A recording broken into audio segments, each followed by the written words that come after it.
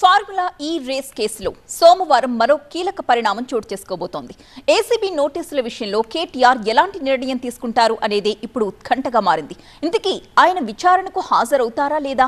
ఒకవేళ హాజరు కాకపోతే ఏసీబీ ఏం చేయబోతోంది? ఫార్ములా ఈ రేస్ కేసులో ఏసీబీ అధికారుల విచారణకు కేటీఆర్ హాజరవుతారా లేదా అనే అంశంపై మరికొన్ని గంటల్లోనే క్లారిటీ రాబోతోంది.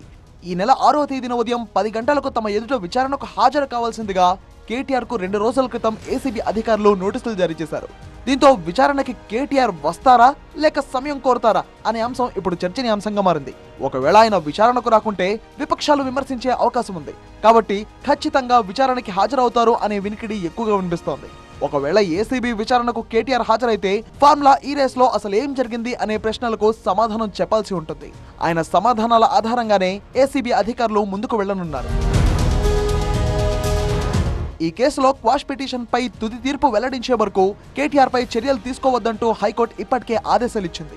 కాబట్టి ఏసీబీ విచారణకు కేటీఆర్ హాజరైనా అరెస్టు చేసే పరిస్థితులు ఉండవని రాజకీయ వర్గాలు చెబుతున్నాయి. ఇక 6వ తేదీన ఏసీబీ విచారణ ముగిసిన తర్వాత ఆ మరుసటి రోజే అంటే 7వ తేదీన ఈడీ అధికారుల ఎదుట హాజరు కావాల్సి ఉంటుంది. మరి ఈ 2 దర్యాప్తు సంస్థల ముందు ఆయన హాజరవుతారా లేదా అనే సస్పెన్స్ కొనసాగుతోంది. ఏసీబీ ఎదుట హాజరై ఈడీ ముందు హాజరయ్యేందుకు కేటీఆర్ సమయం కోరే అవకాశం కూడా ఉందనే చర్చ జరుగుతోంది.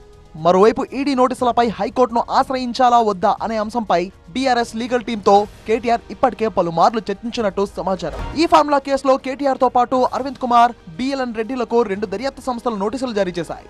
అయితే ఈడీ అధికారుల ముందు హాజరయ్యేందుకు ఇద్దరు కూడా సమయం కోరారు. దీంతో ఈ నెల 8, 9 తేదీల్లో తమ ఎదుట హాజరు కావాలని ఏసీబీ నోటీసులు పంపింది. వాళ్ల విచారణ కంటే ముందే కేటీఆర్ ను అధికారులు విచారణకు పిలిచారు. ఈ నేపథ్యంలో ఎలాంటి పరిణామాలు చోటు చేసుకోబోతున్నాయి అనేది ఆసక్తికరంగా మారింది.